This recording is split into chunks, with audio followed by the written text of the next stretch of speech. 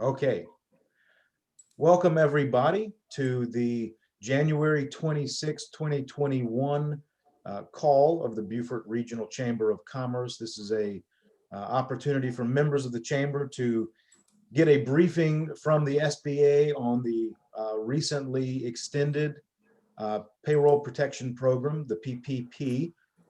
This is the second time in the past couple of months we've had Mr. William Furman, the local director for the SBA out of the Charleston office, with us and with the chamber membership to share updates to that program.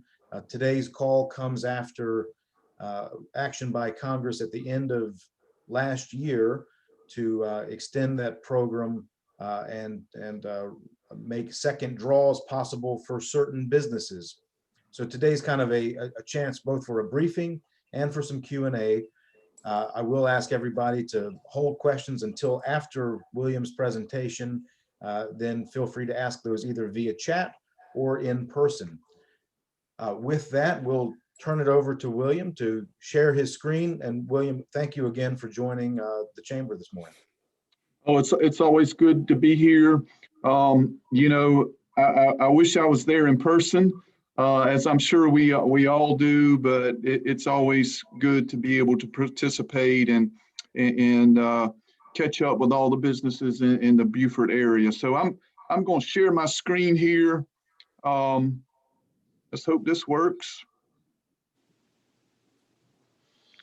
And let me know, do you see Paycheck Protection Program? We see it good. Okay, great. So let's just get started, and I'm going to cover a lot of information. It's somewhat of a high level. I think most people understand and kind of know the basics of the original PPP loan. So we're going to talk a little bit about that. We're also going to talk about the second draws. But first of all, let me get the legal stuff out of the way. So let me read this and make sure everybody understands. So this is a PPP relaunch overview, and it is current as of today. Things change very frequently around here at SBA right now. So just keep that understanding. And let me read this. This presentation provides a general overview of the PPP related to provisions of the Economic Aid to Hard-Hit Small Businesses, Nonprofits, and Venues Act. Otherwise known, if you hear people talk about the Economic Aid Act, this is it. In the event of any inconsistency between this presentation and the Economic Aid Act, the PPP Flexibility Act of 2020, the CARES Act, or really all the other forms and regulations, all those forms provide governance. And so they trump anything I say today or anything in this presentation. I've kind of joked about it before that they've made a liar out of me because, what I say one day, and it's the absolute truth, it's a fact today, and then tomorrow, things change and then it's no longer accurate. So just keep that in mind. Hopefully, SBA has pushed out a tremendous amount of information over the last week or so. So hopefully we have most of it nailed down. I do know that there are some situations, though, that still have to be addressed, and I'm sure they'll be issuing more frequently asked questions as well. So with that, let's move forward. So our agenda, we're going to talk briefly about where we are today, some key dates. We are going to talk about the first draw loans. We're going to talk about second draw loans. I'm going to give you a few forgiveness updates. We're also going to talk about our economic injury disaster loan program briefly and kind of what's going on with that. And then, what do you do now? What's the next step? As well as some additional resources. And I'm glad to see, I think I saw SCORE online, so that's really good. Definitely we'll be talking about them here in just a little while. So where we are, Congress intended this round of PPP to increase access to COVID relief funding for the hardest hit small businesses and those in underserved segments, including women, minorities, and veterans. In response, the SBA is, we're opening PPP loan applications. Well, actually, we've already done all of that. So I'm just going to skip down. We started this as a phased process with some of the smallest lenders to give those underserved businesses first opportunity to access all of that. So we've gone through that. Actually, we went online with all lenders a week ago today. So all lenders now have the ability to enter PPP loan. We do have a lender match platform. This is important if someone is having difficulty finding a lender to make their PPP loan, they can go to sba.gov and we have a lender match function. And basically that function is just an electronic tool, an electronic matchmaking tool. So you give the, you click the matchmaker button, you enter basic information, you submit it, and it's going to go to those PPP lenders that are participating. And so that will assist you to get, to find a lender. From what I've found, though, most lenders are doing it this go round. I really haven't talked to anyone or any lender here locally that's that has just said that they are not doing it. And of course, we're continuing to provide training, continuing to provide updates. And this is a good point. If you look at the footer there, you know, and actually I see a date that's not incorrect. That's incorrect, but it should be 1/26/21. But the key here is www.sba.front/PPP. That is where all of the information is being posted on the SBA website for PPP loans. And you know, they have upgraded the website. It's better organized now. And so I think you'll find that very useful, whether it's your first draw loan, whether it's your second draw loan, whether it's forgiveness. It's all broken down by sections. And so it makes it pretty easy to find what you are looking for. So key dates. All right, we're past all of these. You know, the key now is March 31 of 2021. That is the window, unless it's changed. And again, you know, in previous, you can't bet on this, but you know, when PPP was previously offered, SBA had the tendency to keep pushing out those deadlines, but we don't know. So the best thing to do is go ahead and apply. We have about, I think there was $285 billion that were allocated for PPP this time. In the first week, we used $5 billion. So, you know, there's no need to stress over that. And all the projections are from SBA are that we do have adequate funding, that there's not going to be a shortage. But don't delay. You need to go ahead. If you're interested in PPP, you need to go ahead and apply. All right, what is a PPP first draw loan? For eligible applicants that did not receive a loan prior to August 9th of 2020. So it is simply the first PPP loan. You know, nothing really changed with this. All the eligibility criteria for the initial PPP loans are pretty well the same as what we're now calling first draw. It does, however, include additional types of entities. Covered eligible expenses are expanded. And let me just say this on covered eligible expenses, you know, I'm not getting real excited about these additional expenses. It's great that they have expanded them, but you know, most people should be able to use all of their PPP funds on payroll. And my advice is to do that. And when you get to the point for forgiveness, don't worry about those other expenses. Just count payroll. You're not going to get forgiveness for any more than your loan, right? So basically your loan is based on 10 weeks of payroll. You now have between 8 and 24 weeks for disbursement. So it's not really going to matter, okay? You just keep it simple, cover payroll. Certain borrowers may request an increase to their original PPP loan amount. Let me talk about that just a little bit. That is for very specific instances. It's not going to be widely used at all. And basically that will cover situations where a borrower applied for a PPP loan earlier, and maybe the regulations changed and it would have impacted their loan. Those are the types of situations that is going to be targeted for. Okay, again, this has to you have to apply before March 31st or until appropriations expire. Hopefully those appropriations will, you know, they'll cover the entire period, but we don't know that for a fact.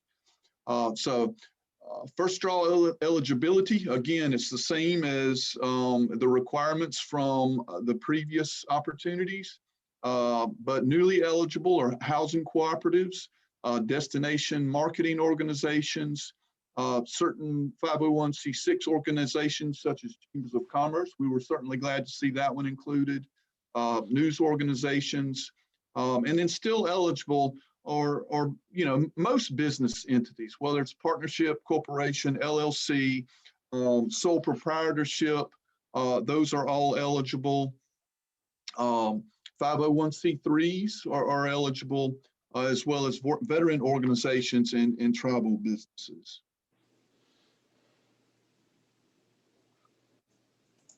Okay, what is the second draw loan? And I tell you what, I'm gonna back up. Just want to say this too. So first draw, you know, how much is the loan amount? So the loan is based on 2.5 times the average monthly payroll, and that can be for either 2019 or 2020. So now this is, you know, I'm on the second draw PPP slide, but that does apply for first draw as well. So second draw, again, is 2.5 times the average monthly payroll. You know, I mentioned earlier, this is a targeted program this go round.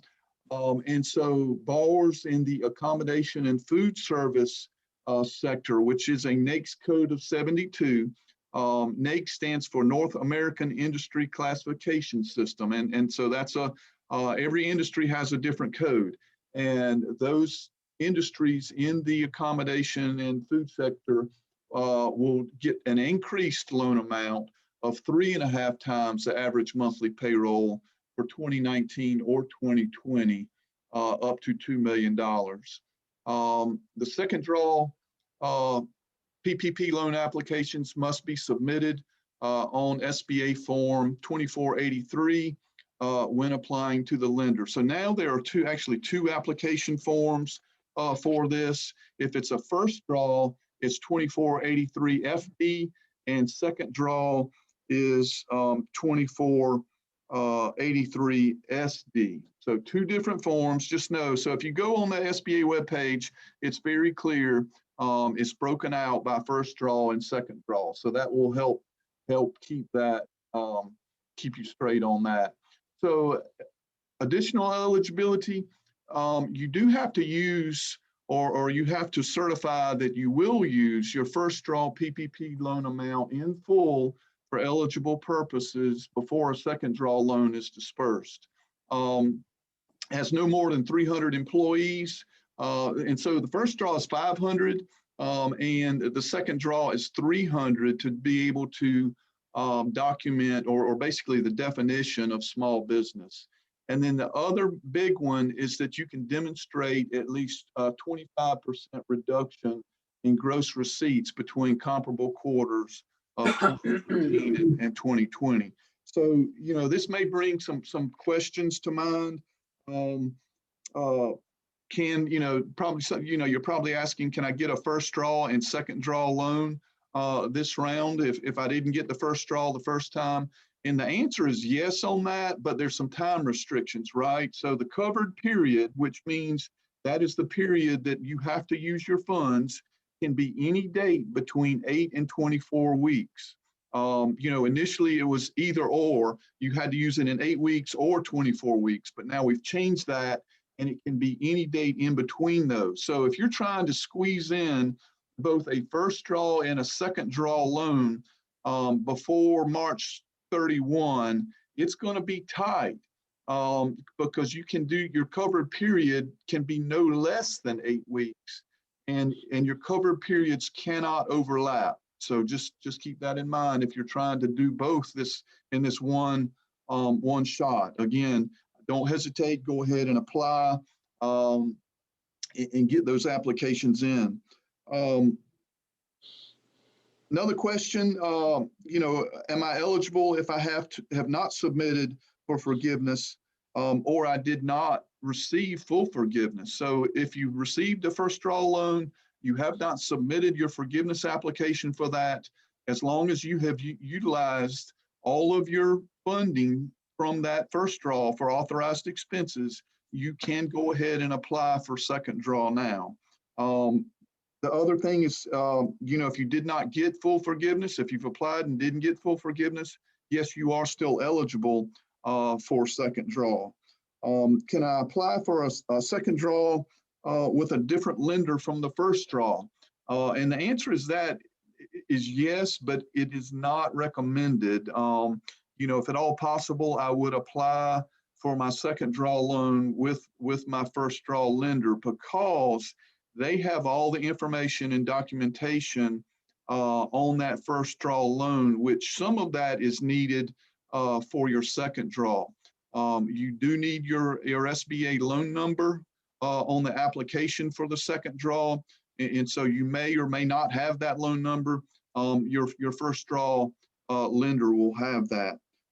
So those are some of the reasons that you would want to go ahead and use your first draw lender. Okay. Another question that has come up that I've been asked is can I calculate my 25% forgiveness or 25% reduction of loan on, does it have to be on a calendar year, quarterly calendar year? Can it be on an annual basis for 2019 versus 2020? Or can I use just 3 consecutive months and use that on a comparable basis? So you do have to have a 25% reduction in your gross receipts between comparable quarters in 2019 and 2020.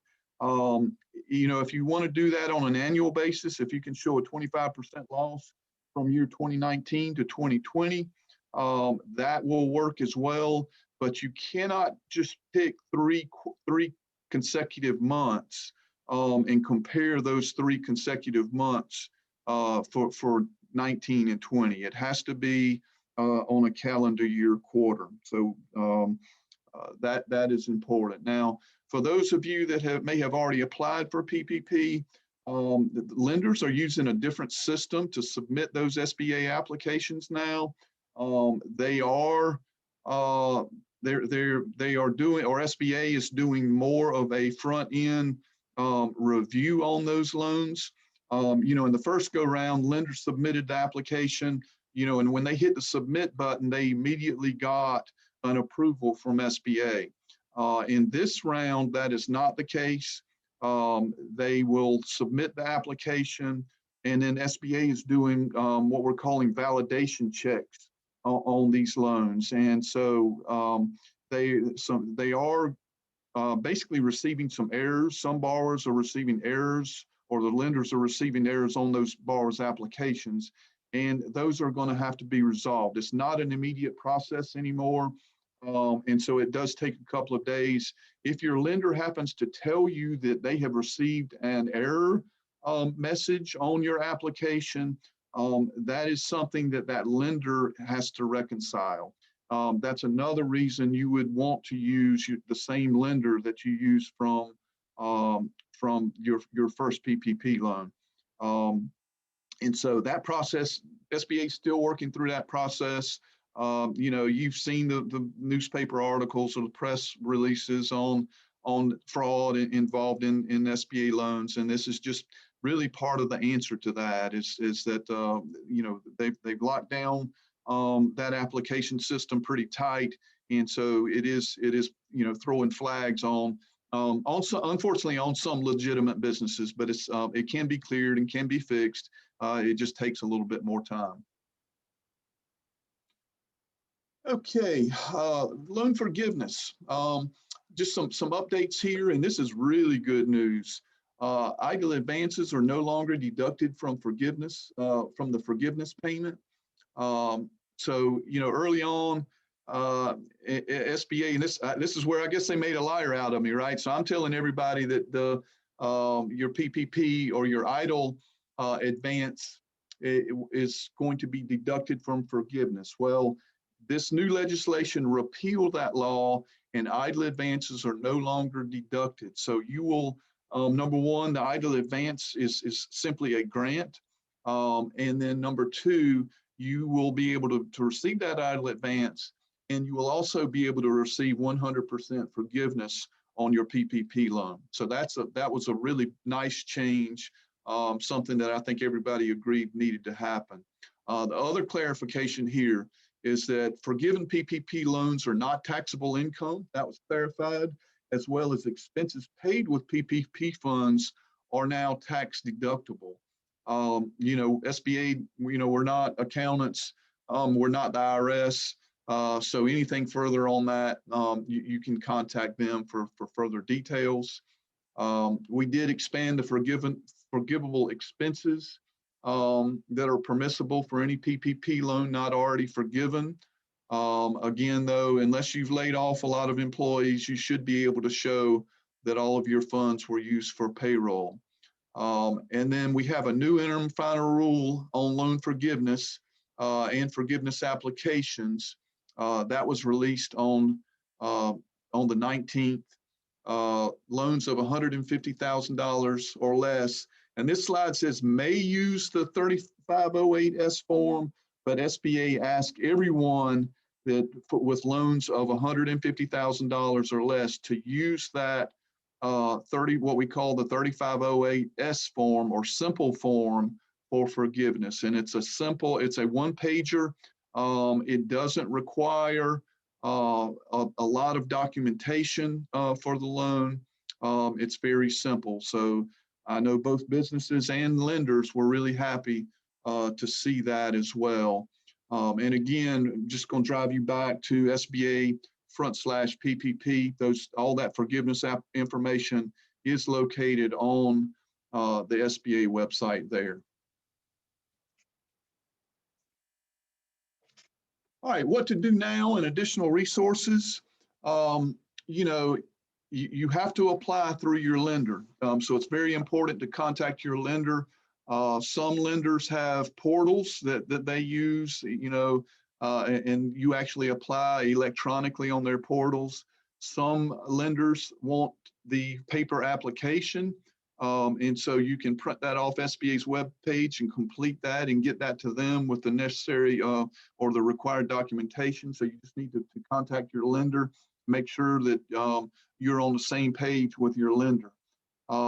If you're having trouble finding a lender, you're welcome to contact me. I can help with that. You can also go to Lender Match. And again, the website, the SBA webpage is a really good site now to get all of that information. Additional resources, of course, you have me, but you also have our resource partners. And I know SCORE is here on the call. Beaufort SCORE has been very involved from the very beginning in this. And you know, I highly encourage, if you're having an issue with any of the programs, if you need some help with your PPP application, PPP second draw application, PPP forgiveness, go ahead and reach out to SCORE. We also have the Small Business Development Center. I don't know if I saw them on the call or not, but you've got two very good resources down in Beaufort that can help you with that. And so I highly encourage you to do that. The other thing I would encourage you to do is go to the SBA website and sign up for our email updates. So that's going to give you a heads up when things change. So if you just go to sba.gov, It's located down at the bottom. I think it's the bottom right-hand corner. And it's just a register for email updates. And so you'll get those. We don't blow up your inbox or anything like that. You'll get probably 1 or 2 emails a week. And, you know, it's just gives you a notice of what's going on. So I highly recommend that. And you can always follow SBA on Twitter. And so that's also an option. And when we have changes, we do push that out really through all of those sources. William, thank you. Sorry, you forgive me, keep going. Yeah, I got a few more slides. A couple of things I want to share. We have had some changes on our economic injury disaster loan, or actually there are a few changes, but not a lot. And so most of you, I think, I won't go into the details of the economic injury disaster loan. I think, again, most people know that, but there are a few things that you need to be aware of. And we talked about the repeal of the idle advance being deducted. The deadline for idle loans, that has been extended to the end of December. So that's going to continue for the rest of the year, subject to funding availability. We do also have, and we've received some questions on this, there is a new targeted idle advance for businesses located in a low-income community or businesses that can demonstrate more than a 30% reduction of revenue. Gotten a lot of questions on this one.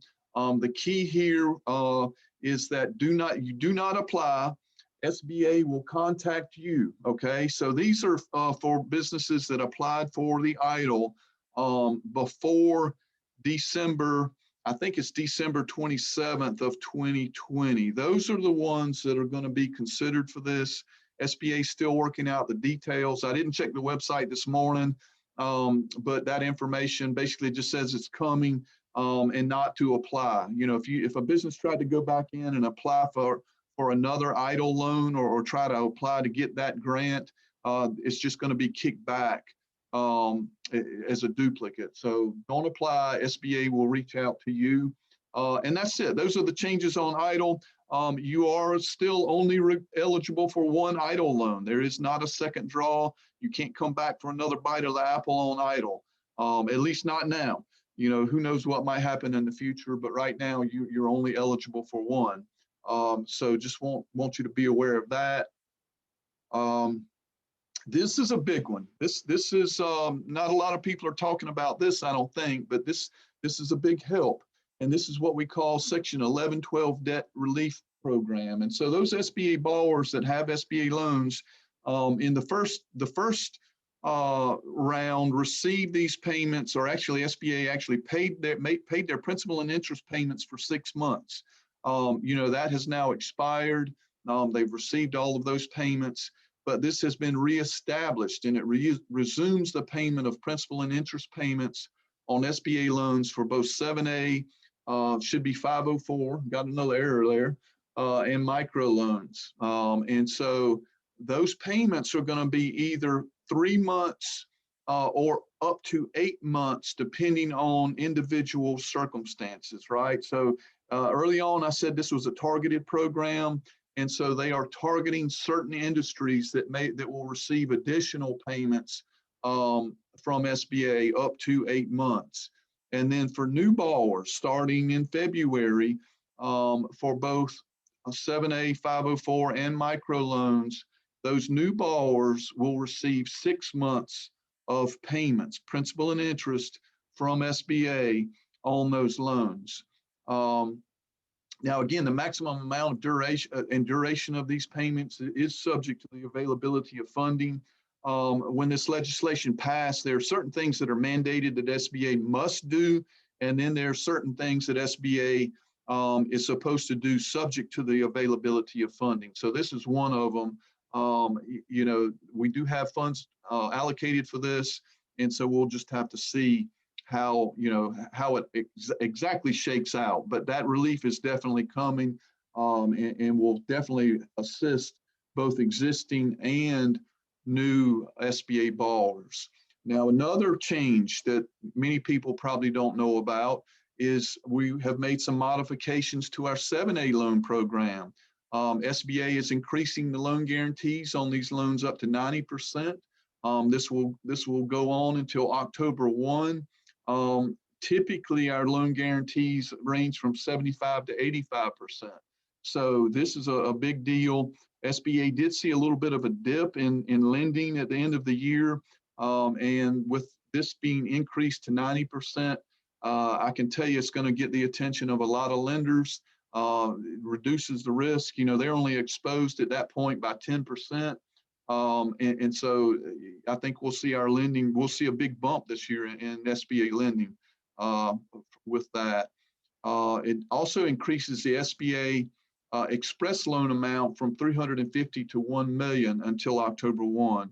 So if you don't know what an express loan is, it's basically a delegated authority where SBA gives the authority to a lender to approve loans. They use their own forms, they use their own underwriting, and it makes it very quick and easy for that lender. So we have increased that, and it was actually increased under the CARES Act until the end of December, but they picked that back up, and that is going to continue again now until October 1. And then the last part of this is that SBA intends to reduce or eliminate the loan fees associated with SBA loans. And so that's coming. I do understand that's in clearance. And so we should see something on that in the next, I would say the next week or so on the loan fees. So, you know, reduce or increasing the guarantee to 90%, that's helping the lenders. And then we're reducing the fees that are charged to our borrowers. So that's a really nice piece to this legislation. The other thing I'm getting a lot of questions about is the shuttered venue operator grant. And there's, unfortunately, there's not a lot I can tell you right now. The application process has not been open. There's not an application available. There are no regulations available as of today. But the program does include $15 billion in grants for shuttered venues. This will be administered by SBA's Office of Disaster Assistance. And so these entities are things like live venue operators, theatrical producers, live performing arts organizations, you know, museums, zoos, aquariums, all of those types of businesses that have really felt the brunt of this pandemic. You know, that's been recognized. And again, the government, Congress is targeting those types of businesses to receive these grants. It is going to be a stepped process. So those entities that have had the greatest losses are going to have the first shot at the grants, and it's going to be a step process until it's available to everyone. For more information, you can go to this website, sba.gov/coronavirus relief. That's where information is being posted for the shuttered venue operator grant. They are also supposed to be doing a webinar, pre-application webinar for these organizations to assist them prior to opening that application window. So there again, that will be pushed out through the media when that becomes available. So just wanted to make sure everybody was aware of that one. One other key on this is that you cannot apply for, or you cannot receive a second draw PPP loan and receive the shuttered venue operator grant. So that's one of the big requirements on that one. So again, a lot of information, somewhat at a high level, but I did want you to have this. And you know, lenders are moving forward. You know, they're processing second draw PPP loans very quickly at this point. So, you know, we do expect funds to last, you know, and even if they don't, I kind of feel like you know, they would provide additional funding, refill the pot, if you will, for PPP. So with that, that concludes my presentation, and I'll be happy to answer any questions to the best of my ability. May not have all the answers, but either the answers will be coming, or we'll get you the answer. William, thank you. Incredibly thorough, clear for everybody on the call. We have William's slides, and we'll be able to share those after the call. So if you're looking for the slides, we've got them. It's the point at which we take questions, and there are a couple in via chat. First one, William, is there a deadline to, this is, I think, for PPP program, is there a deadline to apply for forgiveness from that first round of funds? We know it's a 24-week eligibility. Is there a timeline for which you have to have applied for forgiveness? Yes, there is. So you're going to have a covered period. That covered period is that timeline or that time frame in which you spend your PPP funding. And so that was a little bit of a change in that now we're saying that covered period can be any point or any time frame between 8 weeks and 24 weeks. So as soon as you spend your PPP funding, you can stop, and that would be your covered period. And so after your covered period, you have 10 months to actually submit for forgiveness. The other component of that is that your loan is deferred for, your loan will be deferred for the 24 maximum covered period, which is 24 weeks, and then the 10 months. If you do not submit for forgiveness before the end of the 10-month period, then your lender will be in touch with you, and you will start making payments on your PPP loan. William, thank you for that clarification. Another question in via chat, and that's around the second draw PPP. We know there's this eligibility requirement of showing one calendar year quarter with a 25% reduction in 2020 revenue versus 2019 revenue. We're assuming that's a firm 25% or greater. Wanted to check with you, see if there's any ranges in there, any other kinds of caveats. Good question. So, hey, what you're asking, can you round? Can you round down? And what if it's 24.99? Does that work? And I can tell you, so SBA does have some concerns about that. The way the legislation was written, but the way the legislation was written is 25%. It does not allow, really for any rounding or, anything like that. So you do have to show a 25% reduction. Now, that may be something that Congress revisits, and that would be kind of a hard pill to swallow. I agree. If you did your calculation and you came up just shy of the 25%, but right now that is a firm number. Understood.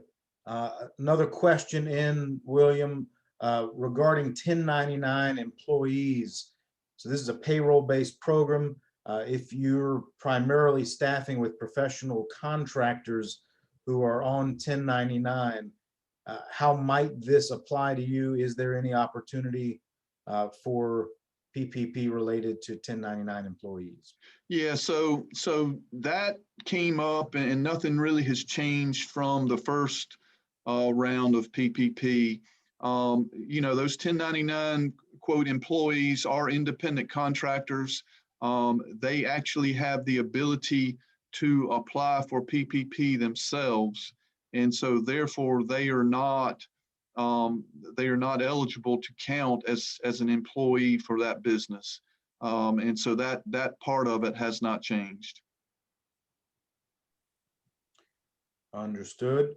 Presumably a company in that situation where the majority of their workforce was on 1099 contract basis could still have some eligibility under PPP for things like rent and other covered non-payroll expenses, or Well, their loan, and this is another good kind of a good point. Their loan is the maximum amount of their PPP loan is based on average monthly payroll. So, the way the average monthly payroll is calculated differently for various business structures. And so if you go, and this is something that SBA has done, and I think this is most helpful, if you go to our webpage, whether it's a first draw loan, a first draw PPP, or second draw PPP, we actually have a document there that gives the step-by-step process to calculate your PPP loan. So it's really easy. Whether you're whether you're an LLC, whether you are an S corporation, independent contractors, all of the various types of businesses, you can go there, pull that document, and go step by step to check to see what your maximum PPP loan would be. thank you for that guidance. If you've received PPP funds and they're forgiven, we've established from your presentation that income is not taxable, correct? That is correct. Yes. Yes. Great. Just wanted one Yeah. clarifying question there on the taxability of forgiven PPP loans. Yeah, that was actually written in the legislation.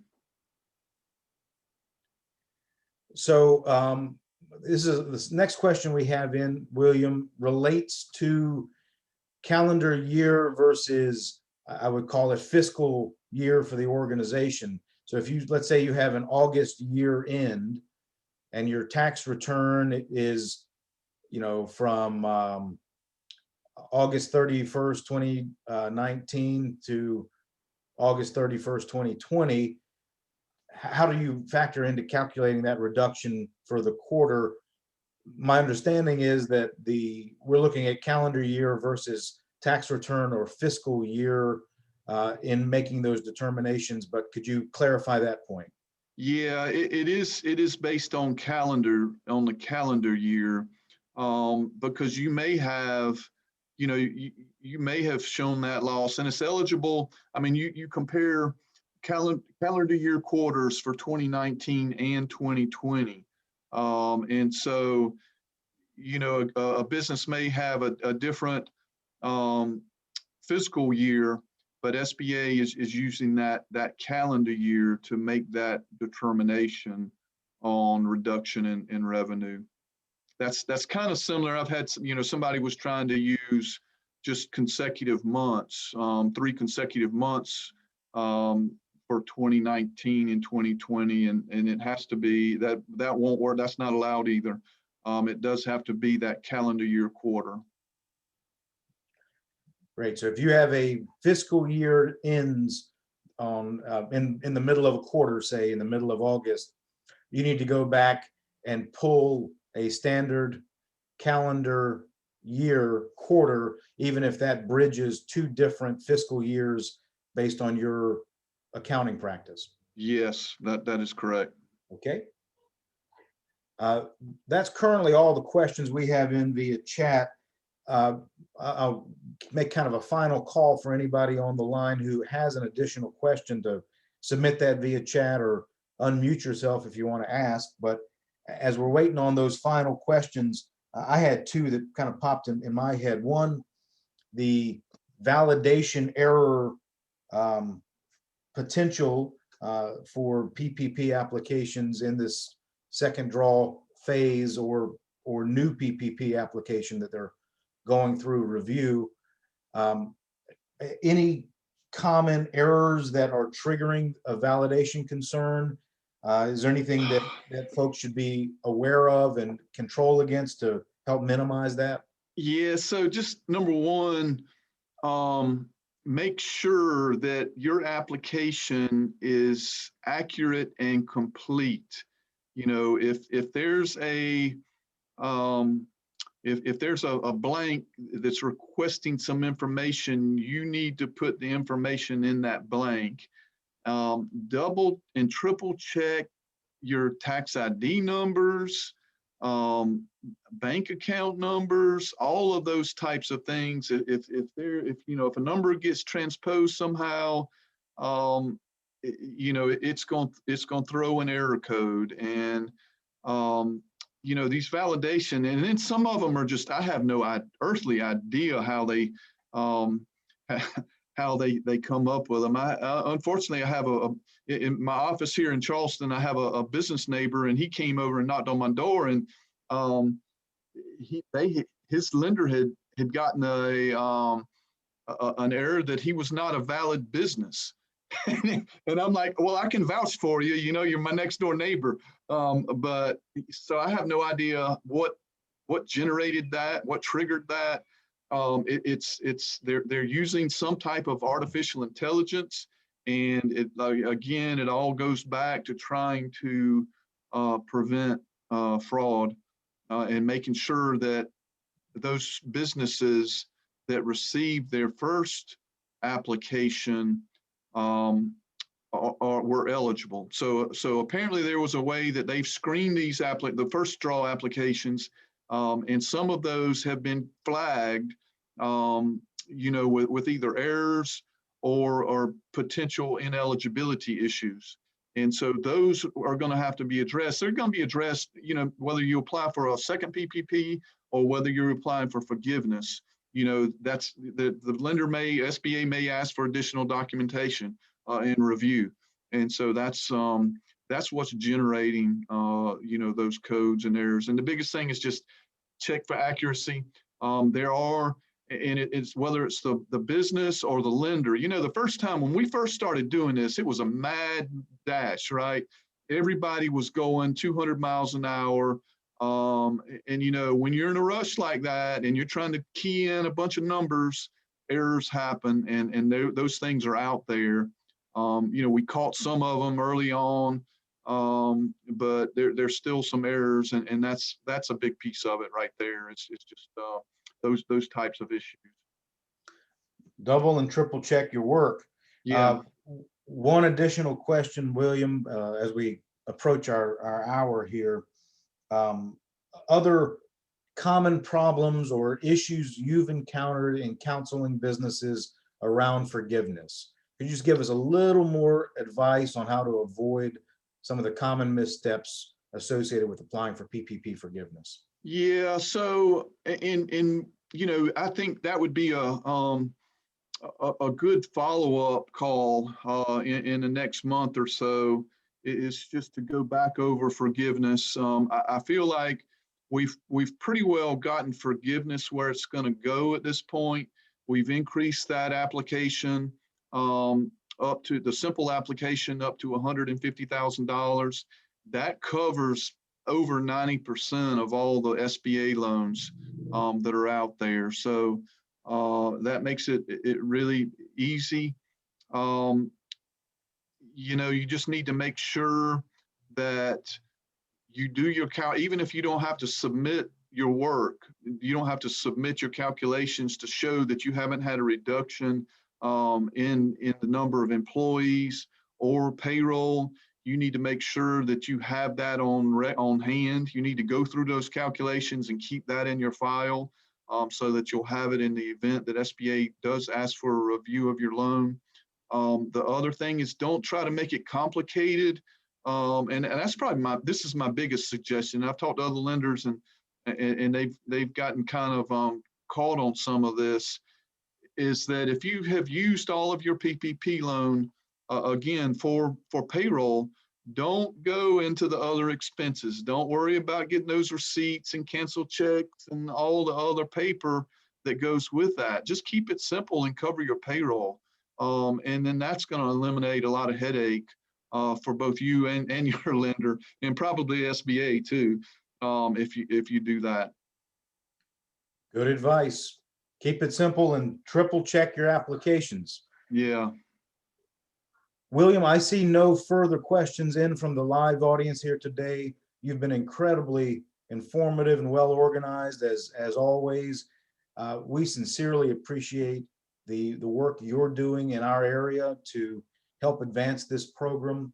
I know you've been running at the red line for months now, helping coach businesses and dealing with changing policy from the federal government, and doing it all the time with a smile and a good attitude. And we know it's not been an easy year, but there's never been a more important time for the work the SBA does. We sincerely appreciate it. Having seen no other questions, we'll adjourn our call for today. But again, thank you so much, and thank you for everybody who joined. Thank you. Thank you. It's a pleasure to be here.